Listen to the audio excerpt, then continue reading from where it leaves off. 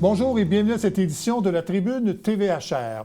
Aujourd'hui, on va faire un retour sur deux événements cet été qui ont été couronnés de succès, soit un été chaud ainsi que mon vieux Saint-Jean la nuit, qui ont été deux événements qui ont été organisés et chapeautés par la SPEC du Haut-Richelieu. Et pour faire le point sur ces événements, je reçois Mme Laurence Payan, qui est directrice des communications et du marketing numérique à la SPEC du Haut-Richelieu. Mme Payan, bonjour. Bonjour. Je pense que je ne me trompe pas quand on dit que ces deux événements-là ont été couronnés de succès cet été, particulièrement mon vieux Saint-Jean la nuit. Là, on parle de plus de 40 000 personnes qui ont visité le site cet été. 44 000 pour mon vieux Saint-Jean la nuit. Puis, un été chaud, ça a été beaucoup de personnes également qui sont venues, là, des milliers de personnes. Bon. Comment vous expliquez le succès de cette année, là? Si on parle particulièrement de mon vieux Saint-Jean la nuit, parce que vous avez pris la relève, c'est la première fois que la SPEC organisait des événements extérieurs, parce qu'on vous connaît pour la promotion de spectacles en salle. Tout à fait. Mais au niveau de spectacles extérieurs, c'était la première fois, autant pour un été chaud que pour mon vieux Saint-Jean la nuit. Comment vous expliquez le succès de ces événements? En fait, je pense que ça s'est fait naturellement quand on a pu reprendre les mandats d'un été chaud et de Mon Vieux Saint-Jean la nuit, du festival Mon Vieux Saint-Jean la nuit. C'était naturel pour la SPEC. On trouvait qu'on avait l'expertise pour faire des événements de grande envergure comme un été chaud et Mon Vieux Saint-Jean la nuit. Donc, ça s'inscrit en fait dans les initiatives de la SPEC et qui cadre parfaitement avec notre planification stratégique. Donc, on se rappelle, là, la SPEC, on veut développer, promouvoir et rendre accessibles des expériences culturelles de qualité pour l'épanouissement des citoyens et au développement et au rayonnement des communautés. Donc, ça s'inscrivait parfaitement dans notre vision globale. Puis, je crois que le professionnalisme de la SPEC, on avait toutes les compétences pour planifier et mettre de l'avant des événements de grande envergure comme ceux-ci. Bon, je sais que vous voulez rester humble dans l'évaluation de l'événement de Mont-Saint-Jean la nuit, qu'on peut maintenant appeler un festival depuis cette année. Moi, j'ai eu la chance de travailler, parce que les gens savent que je travaille à la SPEC. J'étais à l'entrée de la rue Saint-Jacques, donc c'était très passant, c'était une des entrées les plus achalandées. Et les commentaires que j'avais étaient vraiment dithyrambiques sur la qualité des spectacles, sur le professionnalisme également, et sur le lieu, en fait, de rassemblement des gens. Oui. Et je pense que vous en êtes conscient. Je pense que c'est les commentaires que vous avez reçus aussi auprès des gens. Effectivement, nous avons reçu les mêmes commentaires. On était très fiers. En fait, toute l'équipe qui a travaillé sur le festival Mon Vieux Saint-Jean la nuit, on était très fiers de recevoir ces commentaires-là. Autant des différentes organisations qui ont contribuer au succès du festival, que des commerçants, que du public en général, des citoyens.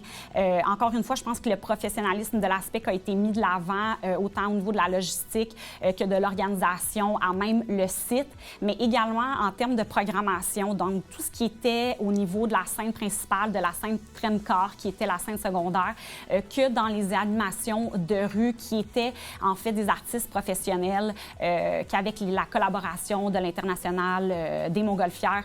Donc, on est vraiment allé dans nos qualités, ce qu'on sait faire le mieux à la SPEC pour vraiment livrer un festival qui était, je crois, à la hauteur des attentes de tous et chacun. Donc, parce que pour les gens, là, au début, c'était un festival de musique techno. Oui. Les gens...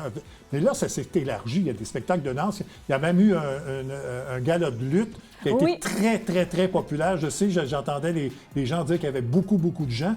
Donc, ça s'adresse vraiment à un public beaucoup plus large maintenant. Le festival s'adresse à un public de 18-35 ans à la base, mais lorsqu'on pense au festival Mon Vieux Saint-Jean la nuit, c'est encore un festival électro, mais nous, on aime à parler du festival comme une expérience en tant que telle.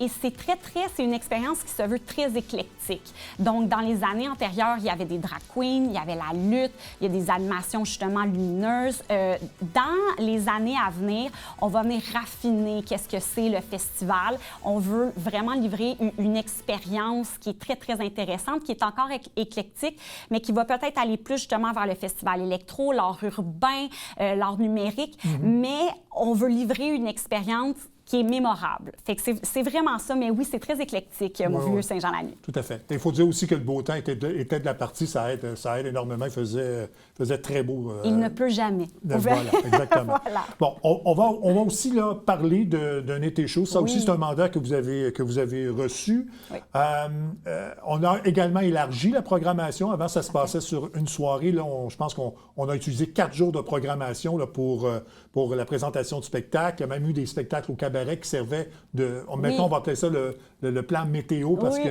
mais comment ça s'est passé, un été chaud? Un été chaud a été également un grand succès pour la SPEC. On a animé près de 4 soirées pendant 2 mois sur la place publique. Donc, on avait les Jeudis découvertes, qui est un peu une extension des Jeudis chauds, qui est une série présentée au Cabaret Théâtre de la SPEC que les gens connaissent très, très bien et qui est très populaire. Ensuite, on avait les Vendredis salsa avec M. Diba, qui est très, très populaire. Donc, ça allait en soi qu'on continuait dans cette voie-là. Puis ensuite, on avait les Samedis cinéma show. Donc, on avait un spectacle de musique avec des artistes qui étaient, je vais le dire comme ça, un peu plus connus. Puis ensuite, on avait cinéma en plein air, plus familial, en fin de soirée. Puis les dimanches, c'était vraiment les dimanches en famille où c'était des animations pour toute la famille avec des spectacles de rue, cirque, pièces de théâtre, etc. Donc, oui. Et quand on parle de spectacle extérieur, on est évidemment un peu...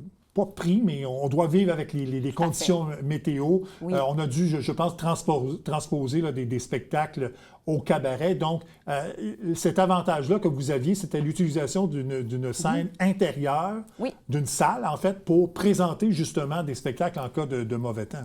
Effectivement, fait que c'était, comme vous avez si bien dit, le plan météo qui était le plan pluie. Donc, lorsqu'il y avait possibilité de pluie ou orage ou de vent fort, donc il faut comprendre que nous, on est contraints aussi en termes de technique au niveau des scènes, de vraiment s'ajuster en termes de météo. On pouvait transférer les spectacles au Cabaret Théâtre qui était à quelques pas de la place publique. Donc, ça se faisait très, très bien. Ce qui est intéressant, c'est que les spectacles n'étaient pas annulés. On pouvait simplement les transférer et livrer quand même ces spectacles-là aux citoyens. Je pense, par exemple, à Hommage aux Beatles qui a fait salle pleine au Cabaret Théâtre. On a ouvert le balcon, chose qu'habituellement on ne faisait pas. Donc, au lieu d'annuler ce spectacle-là parce qu'il pleut, bien, on était capable de présenter un spectacle de qualité à plus de 400 personnes en une soirée, ce qui est fantastique quand on y pense, en fait. Donc, on est très fiers. Oui, c'est ça, parce qu'on utilise le plan météo, pas pluie, parce qu'il y a évidemment la chaleur extrême aussi qui entre en ligne de compte. Donc, parce qu'il y a des artistes, ça peut être même difficile là, de performer à grosse chaleur avec un taux d'humidité très élevé. Effectivement, puis je pense surtout au dimanche en famille, les artistes du cirque qui est très difficile déjà, qui sont sur une plateforme de béton là, à la place publique.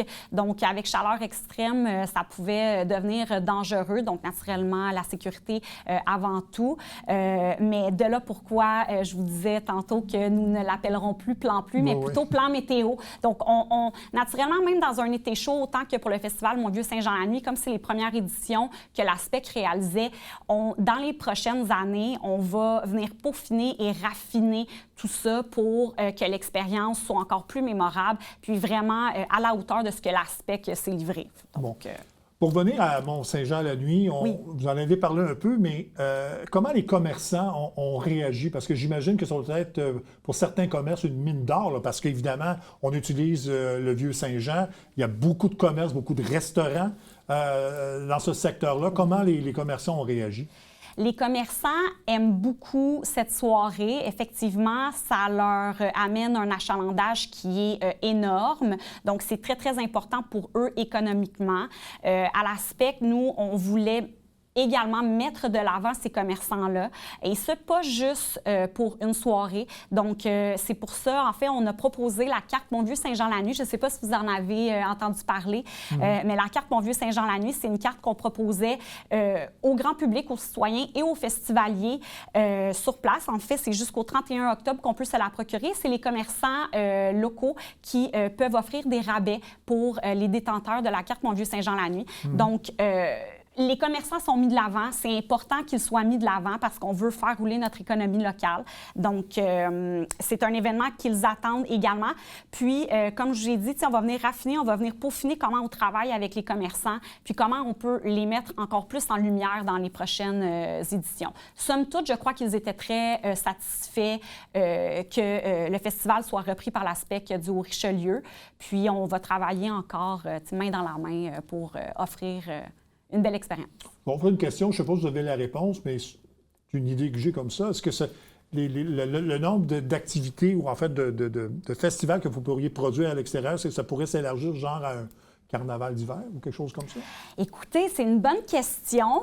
Pour le moment, on est vraiment allé avec un été chaud et le festival Mont-Vieux-Saint-Jean-la-Nuit. Je pense qu'on va se faire les dents là-dessus. Oui. Mais comme je vous ai dit c'est une idée comme ça qui mais oui, mais c'est une idée qui est très, très intéressante également pour l'ASPEC. Donc, on ne se coupe pas à ça. On est en train de justement faire nos post-mortem, voir qu'est-ce qui a bien fonctionné, qu'est-ce qu'on peut améliorer. Mais comme on l'a dit cette année, l'ASPEC veut sortir de ses murs. Donc, je pense que ça pourrait être possible d'aller dans cette voie-là. Bon, très certainement. En une minute, là, si on faisait une situation un peu là, du monde culturel, là, est-ce que vous en faites la promotion? Oui. Est-ce que vous dites que la culture est en bonne santé? Je sais qu'il y a une éditoriale, entre autres, dans l'entracte de Mme Isabelle Laramie qui espère que la ville, qu'on prenne plus conscience du rôle de la culture ici. Je pense... Bien, écoutez, l'éditorial de Mme Laramie est en lien avec les élections, les prochaines élections qui vont être dans quelques jours. En termes de diffuseurs pluridisciplinaires, qui est l'aspect du Richelieu, c'est sûr que nous, la culture, c'est ce qui nous tient à cœur et c'est ce qu'on veut mettre de l'avant. Donc, est-ce que la culture se porte bien? Je crois, somme toute, qu'elle va bien. Naturellement, nous voulons la mettre de l'avant encore plus et on veut en faire profiter au plus grand public possible. Donc, de là, l'éditorial qui est très, très bien construit de Mme Laramie. Mais oui, naturellement, on veut aller, comme je viens de le dire, on veut pousser cette culture-là pour offrir des expériences, comme je l'ai dit au début, là, par rapport à notre mission. Mme Payan, merci beaucoup. Mais merci à vous. Bon succès à l'ASPEC et puis on risque de se revoir tout à fait. L'été prochain. Merci de m'avoir reçu. Merci. On fait une pause, on revient tout de suite après.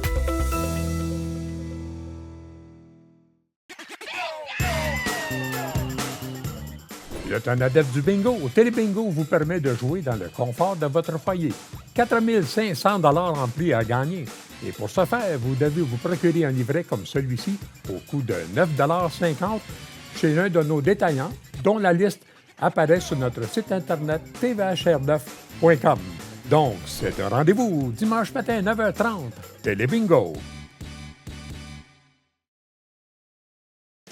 Salut, ici Alexandre Baudouin. Et François Trépanier. Hey, François, souvent les gens nous demandent quand est-ce qu'on peut vous regarder? Mais là, c'est à partir du mercredi. Mercredi, 19h, on vous fait découvrir des acteurs de l'industrie sportive locale qui se distinguent. Manquez pas ça. À tous les mois, écoutez Dans l'œil de Miss Ray et rencontrez des artistes et des organismes qui contribuent à la diversité culturelle de notre belle région.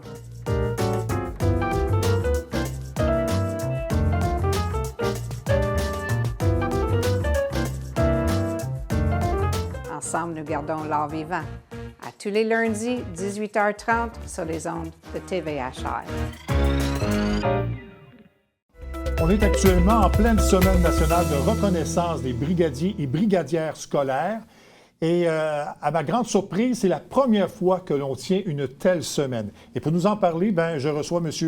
Stéphane Trudel, qui est coordonnateur du Centre d'urgence et des brigadiers scolaires pour le service de police de la ville de Saint-Jean-sur-Richelieu. Mme Louise Gaudreau, qui est elle-même brigadière scolaire. Bonjour. Bonjour, merci de l'invitation. Ça me fait plaisir. D'abord, parlez-nous de cette semaine nationale. Donc, comme je le mentionnais, à ma grande surprise, c'est la première fois que l'on tient une telle semaine.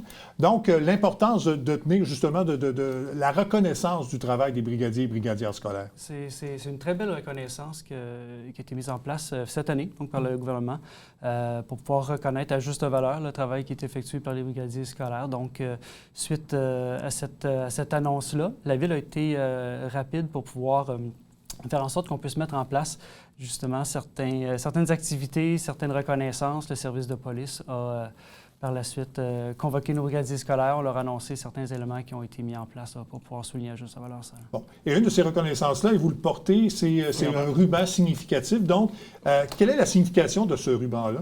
Bien, tout d'abord, on voulait avoir un signe, un élément distinctif qui allait permettre aux citoyens de pouvoir poser des questions à notre brigadier scolaire, justement pour savoir qu'est-ce que c'est quoi leur métier. Donc, ça amène la discussion, justement. Donc, on a nos deux couleurs. La couleur orange qui représente la sécurité routière, donc celle qu'on est habitué de voir avec les cônes, les chantiers de construction. Par contre, la sécurité est tout aussi importante pour le brigadier scolaire. Et on a la couleur jaune qui représente la visibilité. Donc, celle qu'on a sur le dossard, justement, de chacun de nos brigadiers. Il y en a combien de brigadiers scolaires à Saint-Jean-sur-Richelieu? On a 32 brigadiers scolaires ici à Saint-Jean, oui. Bon. Et vous en faites partie, Mme Gaudreault. Donc, depuis combien de temps vous faites ça? Et peut-être nous parler un peu de votre travail, votre quotidien en tant que brigadière scolaire. J'entends ma 4e année. Puis, je l'ai toujours dit, c'est le meilleur emploi au monde. Oui. Parce que vous côtoyez des enfants? Oui, je côtoie des enfants. Je suis à l'extérieur. On est bien encadré. J'ai du plaisir avec les enfants. Je pense que mon sourire est contagieux. J'ai une belle complicité. Ça se passe très bien. Ils sont très respectueux, les enfants.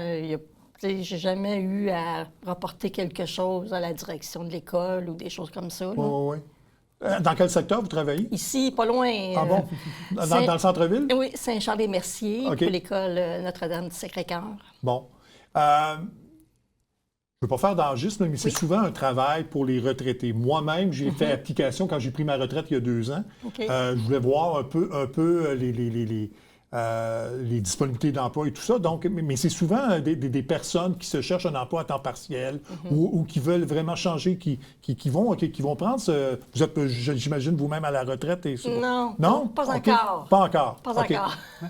Mais c'est souvent ce genre de personnes-là qui deviennent brigadiers. Oui, et on a les deux. On a également des gens qui sont chez nous depuis 30-35 ans aussi également, donc les brigadiers scolaires. Donc, il y a des gens qui en ont fait carrément une carrière. Donc, avec un horaire qui est un peu atypique, avec des quarts de travail matin, midi et soir.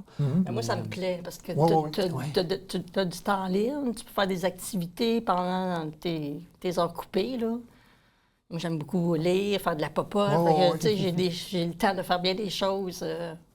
Oui. Et ce que j'ai appris aussi, c'est que dans mes démarches à l'époque, c'est que moi, j'ai toujours pensé que les brigadiers scolaires étaient embauchés par le centre de service scolaire ou les anciennes commissions scolaires. Ce n'est pas le cas. C'est le service de police qui prend en charge le travail des brigadiers. Oui, également. En fait, oui, il y a certains endroits où c'est les écoles directement qui vont s'occuper de nos brigadiers scolaires. Par contre, ici à Saint-Jean-sur-Richelieu, c'est vraiment le service de police. Donc, ce sont des employés de la ville, employés du service de police. Dans mon rôle, je m'assure de la formation, la prise en charge, la coordination de nos événements, puis de la sécurité aux intersections via eux. Donc, employé à part entière. Puis c'était justement une belle occasion cette semaine-là de venir renchérir un petit peu, puis de venir mettre en lumière ce métier-là qui est fait pour le service de police. Donc, nos brigadiers scolaires, c'est un travail qui est très autonome, dans le sens où est-ce qu'ils ont une entière responsabilité. Ils se présentent à l'intersection au moment convenu, à l'heure convenue. Donc, on a une importance de ces brigadiers-là qu'on veut mettre en lumière. Puis cette semaine-là, c'est une belle occasion. On a mis différents éléments en place pour le faire, mais avec leur collaboration, avec le port du ruban aussi, également, on espère cette semaine qu'on va être en mesure de pouvoir enclencher ces discussions-là, autant avec les parents qui viennent porter leurs jeunes, les automobilistes également, que ce soit sur nos réseaux sociaux aussi. On veut pouvoir... Parce que le rôle du brigadier, oui, va à ce que les gens connaissent à prime abord, ce qui est la traverse de l'écolier d'un côté de la rue à l'autre côté de la rue. Par contre, ça va tellement au loin de... Au-delà de ça. C'est dans le sens où est-ce que le brigadier a aussi un rôle de sécurité, puis de promouvoir cette sécurité-là. De prévention, d'éducation, oui, c'est ça. Oui, exactement. Puis Oui, il y a la portion, comme je mentionnais, avec les jeunes, mais avec les automobilistes aussi, qui ont toute leur part de responsabilité là-dedans, dans cette sécurité-là. J'ai fait beaucoup d'entrevues, parce que là, on est en campagne électorale. J'ai rencontré à peu près tous les candidats au poste de conseiller. Et une des préoccupations des gens, c'est vraiment la sécurité, particulièrement autour des écoles. Comment vous vivez ça? Est-ce que ça, il y a eu de l'amélioration? Est-ce que les gens sont conscients? Est-ce que vous devez justement agir beaucoup dans cette facette-là? Moi, je dirais que ça va de plus en plus mal. Ah oui? Des fois, là, on n'a pas... les automobilistes là, sont impatients, surtout quand on traverse plusieurs élèves, là, tu sais. Ils sont impatients. Des fois, ils nous disent des choses pas gentilles. Moi, en ce temps-là, je leur dis bonne journée, là, avec un sourire, mais il faut faire attention. Là. Des fois... C'est un travail continu de rappeler aux gens aussi. Oui, c'est ça. Quand il pleut, là, il y a beaucoup d'automobilistes autour de l'école. C'est ça. Là, ça confirme peut-être une espèce de tension au niveau des familles qui courent souvent après leur temps. Mais c'est ça, mais il faut quand même être conscient là, des dangers de ce qu'il faut faire surtout des zones scolaires, parce que c'est très, très, très important. Là. Oui, bien, tout à fait. Puis nos zones scolaires, le service de police met en place des mesures, oui, spécialement à la rentrée scolaire et tout au long de l'année. Donc, c'est vraiment ce qui est important parce que quand on parle de vouloir passer ce message-là, on sait que les gens sont très occupés, donc on doit le rappeler, ce message-là. Puis c'est ce que cette semaine-là permet de faire aussi. Bon. On l'a dit, vous avez aussi une mission éducative. Peut-être de nous en parler davantage de ce que ça peut amener dans votre travail, justement, au-delà de la prévention et de la sécurité là, autour des écoles. Mais c'est ça, les enfants, on montre qu'est-ce que c'est le danger de traverser avec nous, parce que c'est ça, il faut qu'ils suivent nos consignes. Que c'est ça, quand la police m'a dit elle passe vite à côté de nous pour un appel, puis que là, moi, j'attends que la police passe. Oh, tu sais, là, ils voient là, que c'est ça, là. Oui, il y a du danger, là, de ne pas traverser comme ça tout seul la rue, là. Puis de venir à mon intersection. Souvent, les élèves, plus ça avance l'année, ils vont traverser en plein milieu, là, tu sais. Les petits raccourcis, là. Chaque intersection a ses défis, ces petits raccourcis-là que les jeunes veulent emprunter. Puis le rôle du brigadier, le brigadier est très attentif à son intersection, mais c'est aussi d'être attentif à tout ce qui peut se passer autour. Oui. Vous avez parlé on a parlé du ruban.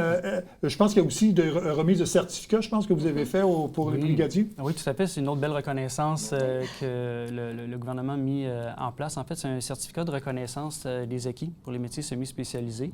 On l'a mis en place auprès de nos brigadiers, cette mesure-là, grâce à la relance ici à Saint-Jean, qui ont mis ce programme-là en place là, donc pour le gouvernement, où on est venu reconnaître les acquis de nos brigadiers scolaires. On va leur faire une belle remise de diplôme cette semaine là, pour les brigadiers qui ont participé à ça. Oui. Pour venir à votre travail, parce que les enfants sont souvent émerveillés, posent beaucoup de questions. J'imagine, là, en vieillissant, c'est sûr qu'il y a moins d'émerveillement, mais lorsque vous avez à travailler avec les jeunes enfants, souvent les maternelles ou les premières années, j'imagine qu'ils doivent vous poser des questions. Notre pancarte, là, surtout les petits qui viennent reconduire leur frère à maternelle, ils aimeraient toucher, là, ils aimeraient faire... me prendre la pancarte. Là. Pouvoir l'essayer. Oui, c'est ça. Ouais. Mais ils sont drôles. Comme moi, je me déguise toujours à l'Halloween. Là. Ça plaît beaucoup aux enfants. Puis je leur donne des sacs de bonbons. Là, il y a des merci. Là. Moi, j'aime beaucoup là, interagir. Cette curiosité-là est contagieuse. Puis j'ai constaté une intersection la semaine dernière où je me suis déplacé. On a des parents qui viennent avec des enfants qui n'ont pas encore commencé l'école, mais qui vont venir avec leurs plus vieux pour leur montrer, OK, bien voici ce que c'est le brigadier scolaire, voici son rôle. Si on est capable de faire partager ce message-là aussi également, c'est une éducation qui peut commencer des fois bien avant. Donc, ça vient chercher justement la curiosité avec le panneau. Donc, là, à ce moment-là, bien, le jeune peut comprendre, OK, bien, je m'en vais vers ça, je commence l'école, je deviens un grand, bien, on va pouvoir aller à l'intersection traverser comme un grand aussi.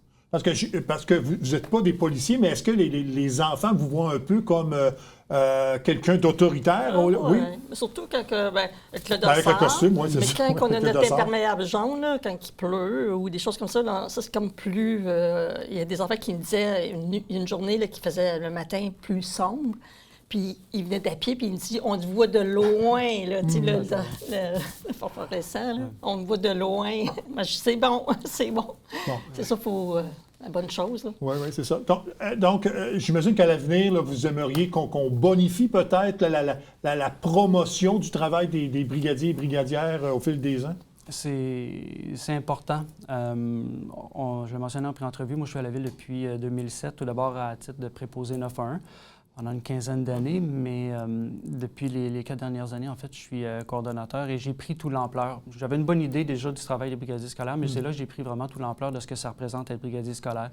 Ce qui est une figure de confiance que les jeunes vont voir, souvent la première après leurs parents le matin, une des dernières des fois qu'ils vont voir le soir. À des intersections, on a des jeunes qui arrivent avec leur bulletin ou leur examen avec une bonne note parce qu'ils ont eu ça au courant de l'année.